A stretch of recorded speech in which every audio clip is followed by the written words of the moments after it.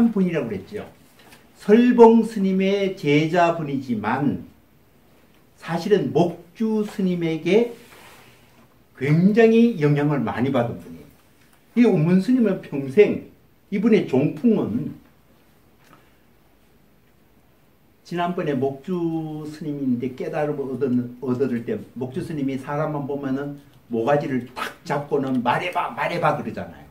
그러면 사람이 그런 당황스러운 때 의식이 황당해가 뭐 말을 하란 말이냐 이러면은 쫓아내요. 그 목주 스님이 뭐해? 이 오늘 또 이 책에 평창에 보면 그 말이 딱 나오더라고요. 여기 우리 책에는 없는데 본문에 어떤 말이 나오냐면은 우리 모두는 지금 의식에 빠져 있는데 우리 생각에 빠져 있는데 사람들은 정말로 자기를 알라고 그러면은 여기에 어구미생전 이렇게 나와요. 언어가 우리의 정신에 입력되기 전의 상태를 우리가 항상 그 상태를 맛봐라. 똑같이 얘기하더라고요. 그런데 그 문장 보고 제가 깜짝 놀랐어요. 제가 이제 이 선불교 할 때 언어 문제. 우리의 마음을 얘기할 때 언어가 입력된 순간에 이게 동일화돼 가지고 마음 자체의 능력을 우리가 못 받는 거예요. 못 받는 거예요. 그래서 이 목주 스님도 우리가 살아있음의 순간을 사념 끝에 뭐를 내 존재의 의미를 규정하면서 내가 살아간다는 그거는 진짜 마음에 생생한 살아있는 날 것으로 맛보는 게 아니다는 거예요. 순간에 나도 모르게 마음이 불쑥 나오는 이 마음이 정말 우리의 살아있음을 증명하는 거다 해서 그 운문 스님이 만날 모가지 붙들고 말하라고 하니까 만날 생각을 하려고 다 쫓겨나잖아요. 머리 굴려가 답이 얻은 게 너 인생을 관리하는 표준이 아니라는 거예요. 그러다가 쫓아내다가 문지방에 자기 방 하나 끼쳐서 아야 하는 순간에 그 목소리가 진짜 마음에서 그냥 불쑥 솟아나는 저 감추어질 때는 언어 미생전의 영향이 불쑥 나오는 거 그게 전부는 아니지만은 그때 언어 이전에 살아있는 마음의 생동감을 느꼈는 거예요. 그거를 끌고 들어가가지고 이분은 이 운문 스님은 늘 말을 많이 안 해요. 즉각 말하면은 딱 한 단어예요. 뭐 관, 고, 뒤에 돌아봐, 거울 감자 쓰고 뭐 딱 한마디만 해요. 그리고 그 목주 스님인데 하는 거는 뭐냐면 우리의 살아있는 마음은 우리 정신에 이렇게 정신을 갖다가 주눅들게 가지고 꽉 붙잡는 게 뭐라 그랬어요? 언어가 볼모라 그랬죠. 이 평창에 보면은 운문 스님이 가장 잘 지도하는 게 뭐냐? 우리 정신에부터 언어라는 대못 박아는 걸 언어를 못을 쇠망치로 팍 뽑아주는 게 운문 스님의 최고 장기라는 거예요. 우리의 정신에 언어가 들어옴으로써 우리 정신이 완전히 고정화되어 있는데 이놈의 대못을 탁 뽑아주는 게 망치로 쇠망치로 쫙 뽑아주는 게 이 운문 스님의 장기라고 해요. 그러니까 이것도 이 얘기를 하면은 우리의 정신, 우리의 마음이라는 게 언어에 의해서 얼마나 이중 삼중으로 가두어져 있는가. 그 언어라는 울타리를 조금 더 벗어나서 우리는 마음을 부릴 수가 없어요. 우리가 그 명상체험에 깨달음의 세계라는 거는 그 언어라는 대못을 뽑고 난 다음에 그때 우리가 맛보는 정신의 자기 체험이에요. 그러니까 이거는 자꾸 머리 굴르고 텍스트 보고 해서 갈 수 없는 길이에요.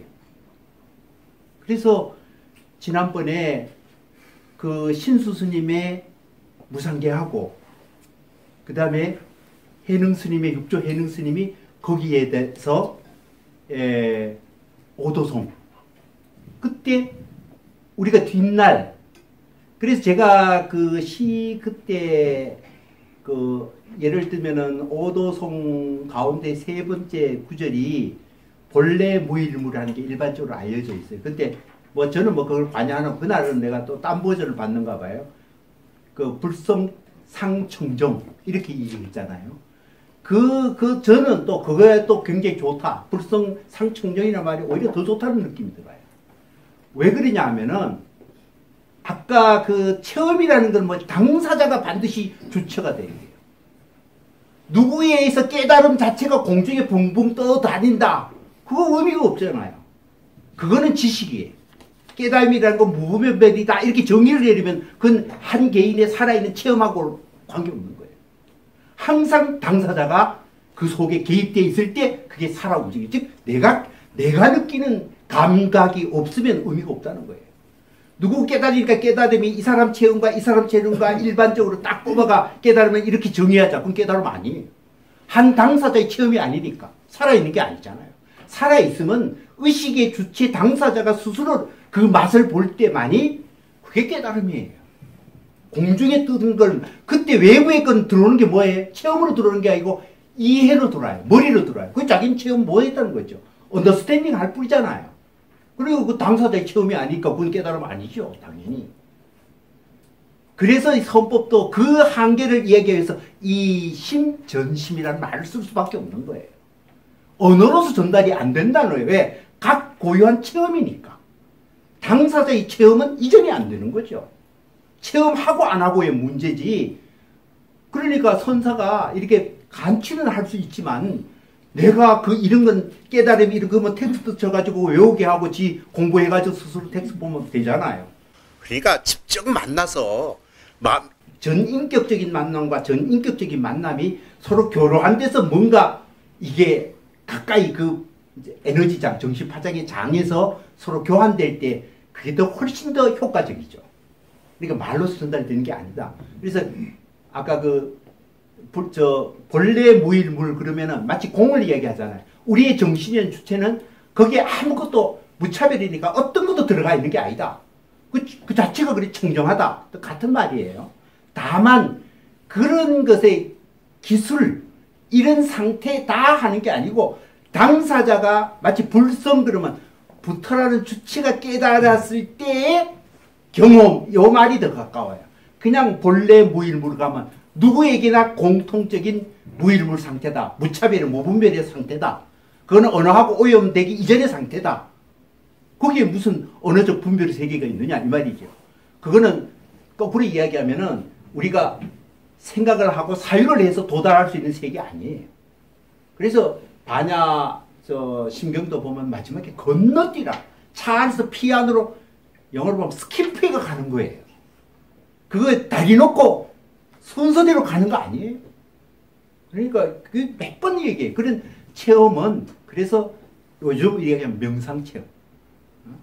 그런 독특한 무차별의 경험, 명상을 통해서 얻는 그 체험이 여러분 인생으로 관련, 그 체험을 맛보면은 우리가 이제 언어 세계에서 갈등하는 것이 비록 걸리면서도 회복력이 있고 볼 줄 알아요.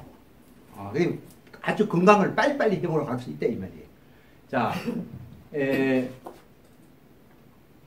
지금 운문 스님이 하는 일일시 호일 요 얘기를 했는데요.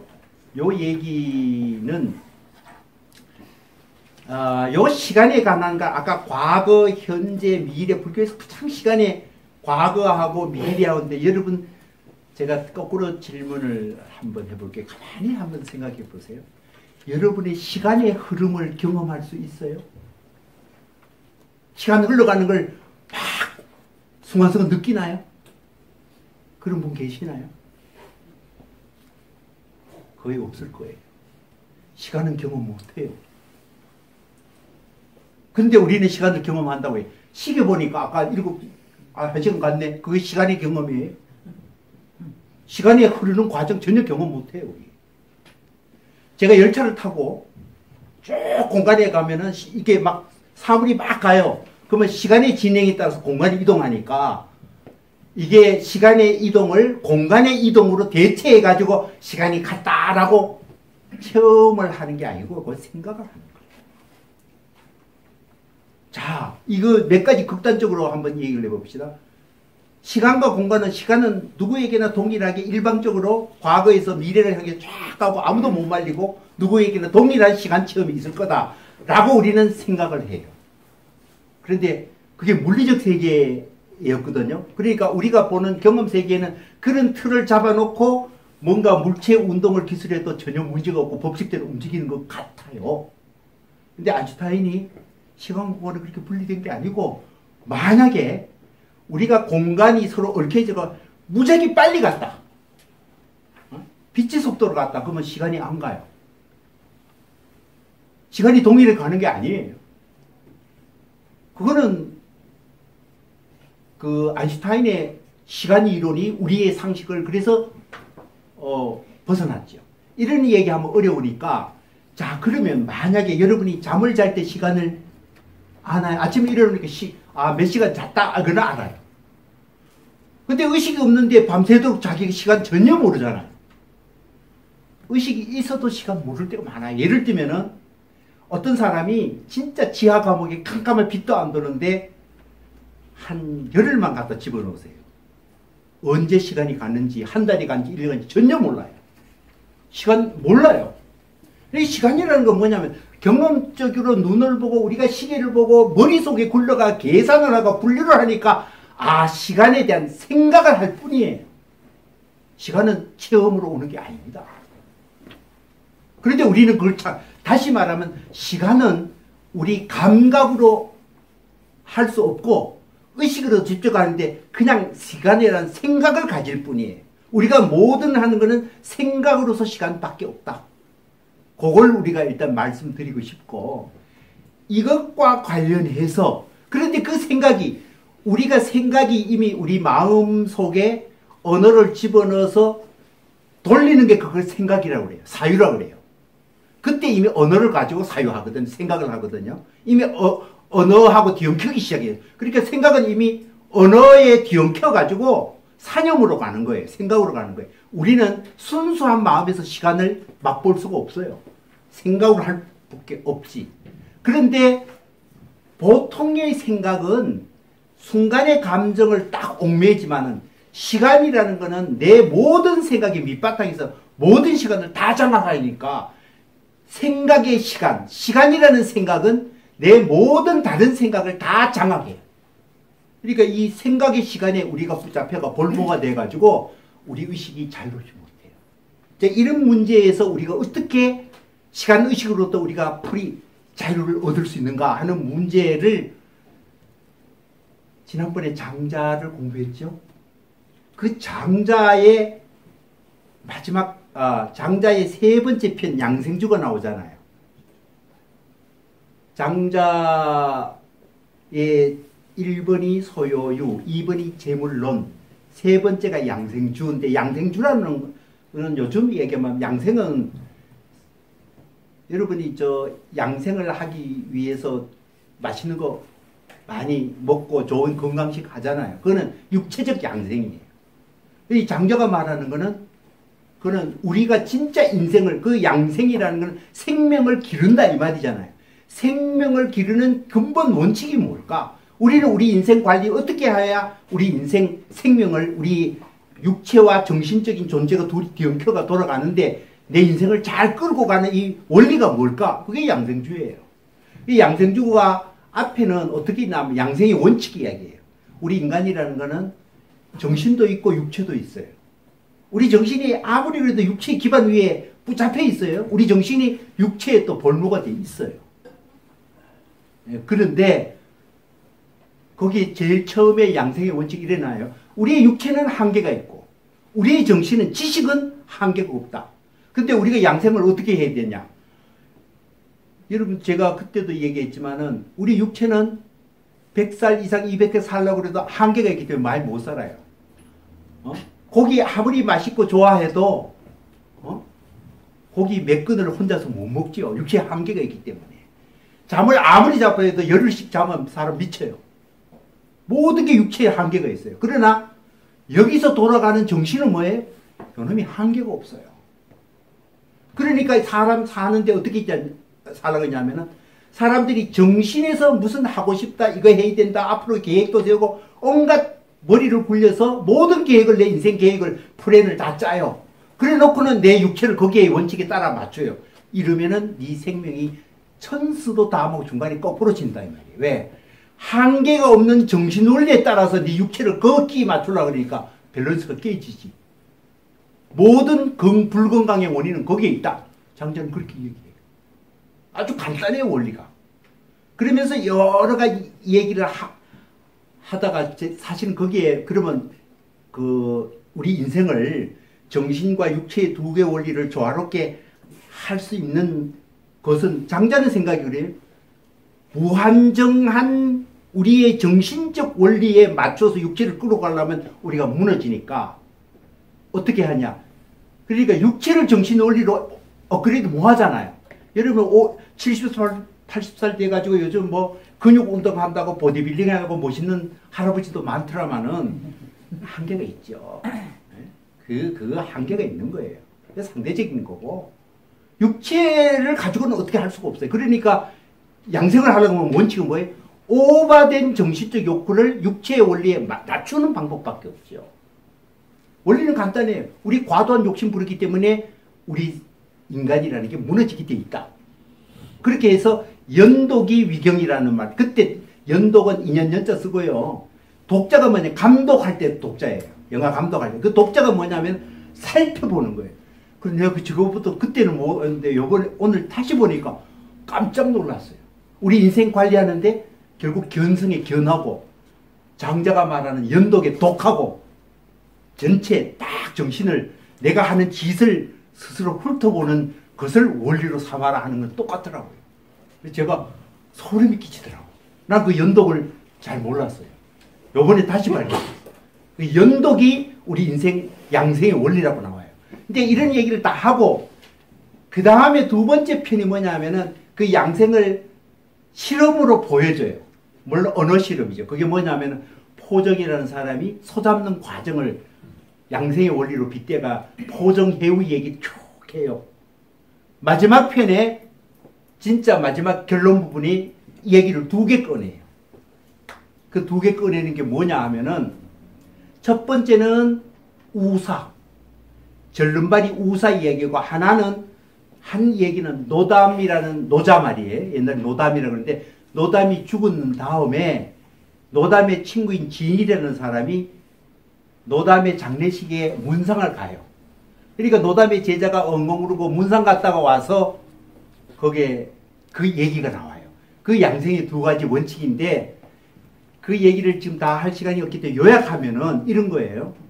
우사라는 사람은 공무원, 고급 공무원 출신이에요. 그 정치적인 힘 알려가지고 형벌을 받다가 한쪽 다리가 잘렸어요. 외다리죠.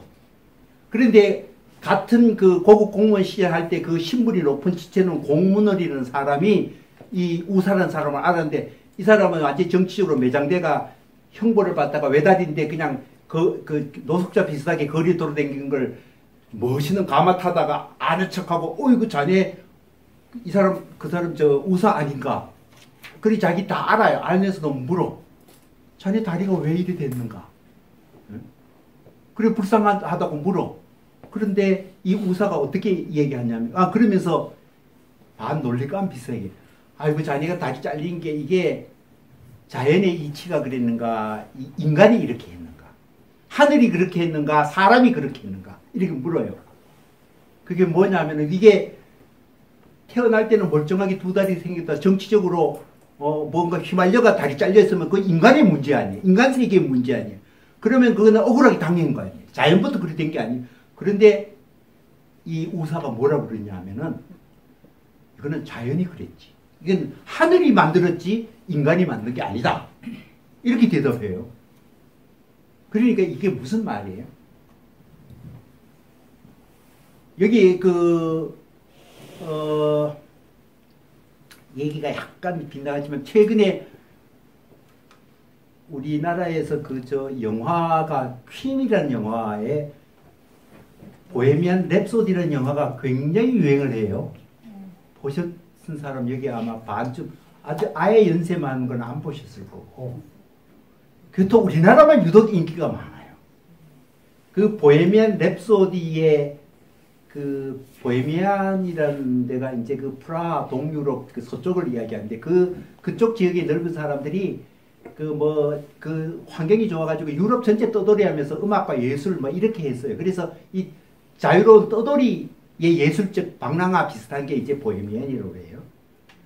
또 하나가 여러분 그거 혼돈되는 게 있어요. 우리 집시라는 게 있잖아요.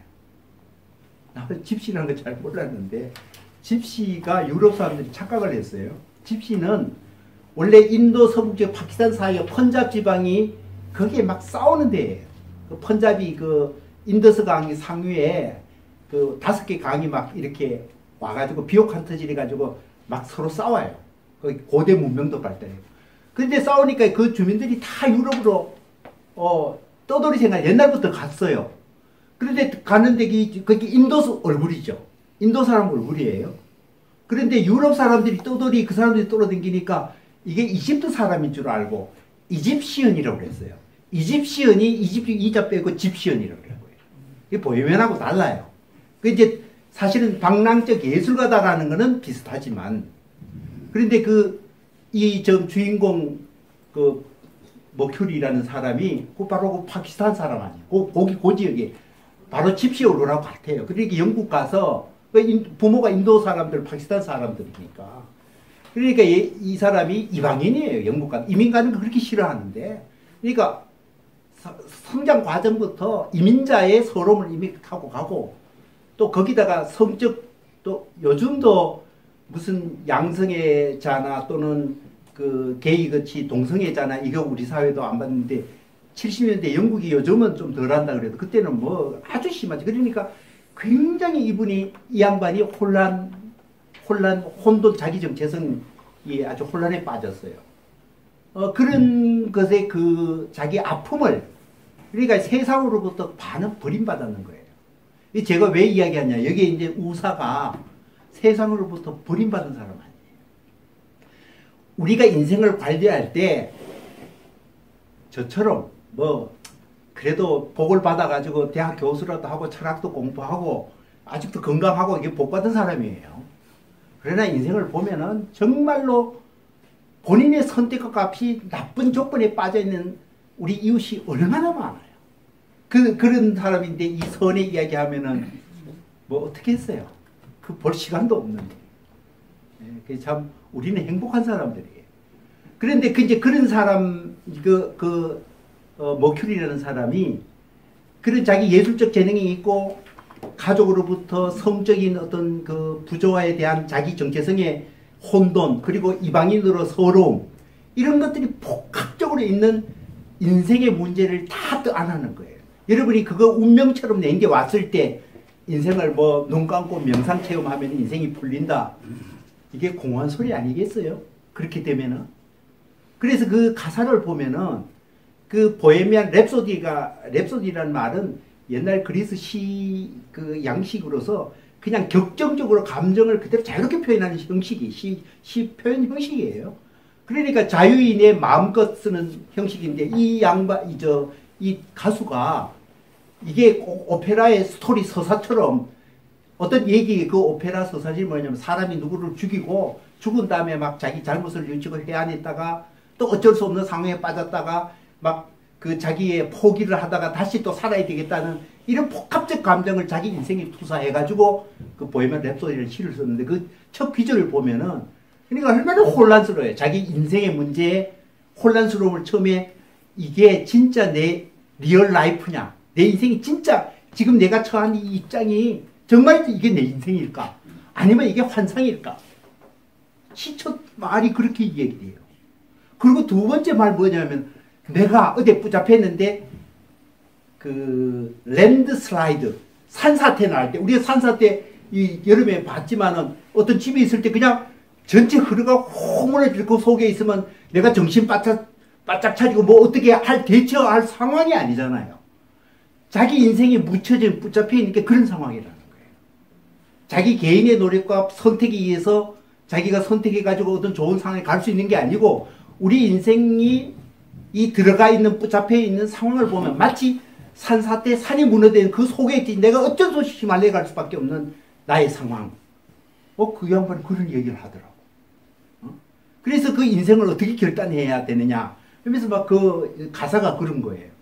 그러니까 그 사람은 예술적으로, 그러니까 그 사람의 노래를 보면은 그냥 목소리도 아주 개팍이 이상해. 그러나 그래서 인생의 고통에서 보는 그 처절한 절규 같은 그 소리가 우리를 울려요. 한국 사람들이 그래서 참 그런 걸 보면 좋아하는 것 같아요. 유독 우리나라가 좋아해요.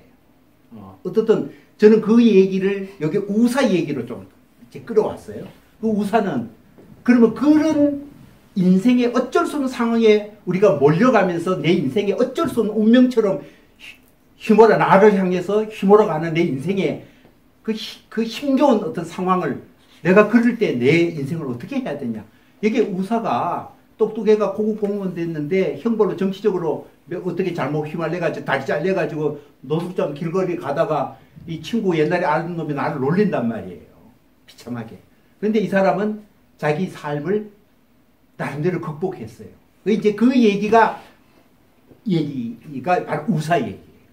이 사람이 저는 이제 그 해설을 어떻게 했냐면은 이 사람은 어쩔 수 없는 그 주어진 그 조건 속에 왔을 때, 자, 그러면은 그러면 내가 좀 다리를 잘렸다.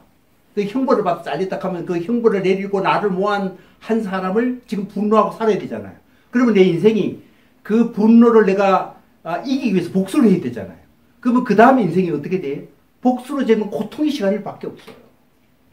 그러니까 자기 인생이 과거의 기억을 현재 삶에 계속 기억을 되살려가지고 그 억울함을 내가 담고 내 마음에 담고 내 인생을 끌어간다면 자기 인생 전체가 망가질 수밖에 없어요. 그게 뭐냐면은 우리가 인생을 살아갈 때 과거의 기억을 끌고 와서 짐처럼 해서 현재를 계속 끌고 가면 우리 인생은 완전히 망가져요. 그러니까 아까 시간의식에서 제가 그 양생이 얘기할 때는 우리는 현재라는 것도 우리 경험하지 못해요, 사실은. 지금 이 시간에 있어도 좀 쉬다 하면 되겠는데 계속 왜 저렇게 하나. 집에 가면 또 뭐 자식이 기다리고 뭐 이렇게 할 건데 내가 이 시간에 이렇게 있어도 되냐. 지금 여기에 지금 몸은 여기 있어도 마음은요 딴 데가 있어요. 그렇지 않은 분도 있고. 그러니까 대부분이 몸이 있는데 마음 따로 놀아요. 붕붕 떠요. 그러니까 언제나 옛날 생각하거나 아니면 다 오지도 않는 미래 생각하고. 우리 마음은 현재 존재하지 않아요. 그게 뭐예요? 마음을 잃었다는 거죠. 시간이라는 의식에 붙잡혀가지고 내가 살아있는 마음도 놓쳐가지고 생각에 휘말려가지고 멍하게 있는 거예요. 그게 사는 게 아니에요. 우리가 인생을 건강하게 회복한다는 것은 순간순간에 움직이는 살아있는 내 마음을 느끼는 거 아니에요. 그리고 부려야 되잖아요. 그런데 과거 의식에 기억하고 옛날 생각하고 추억 생각하고 그놈 생각하니까 억울하기도 하고 그 다음에 자식이 저놈이 내 죽은 다음에 어떻게 인생을 끌어갈 건가 답답하고 죽지도 못하고 이런 다가올 미래를 생각하면 지금 계속 생각은 시간이라는 의식에 볼모가 되어 있다는 거예요. 지금이라는 게 없어요. 그러니까 친구 모해가 순간적으로 깔깔 하고 그때는 시간이 현재 있어요. 그 다음에 또 하면 그만 걱정이에요. 그 걱정이 뭐냐? 옛날 생각하는 거. 또 앞으로 미래 불안하게 생각하는 거. 그게 우리 인생의 거의 태반을 차지하는 우리 머릿속을 꽉 차고 도는 우리 인생의 내용이에요. 그러니까 어떻게 즉 생각의 시간에 볼모가 돼서 우리 현재도 맛보지 못하고 계속 우리는 끌려가는 게 우리의 삶이다. 그런 말씀.